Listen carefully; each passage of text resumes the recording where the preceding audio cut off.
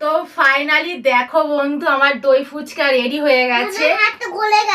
আর এর মধ্যে দেখো আমি দই দিয়েছি, এই যে দই, টমেটো কেচাপ, আর এই যে ঝুড়ি বাদাম দোকান দিয়ে কিনে নিয়ে এসেছিলাম।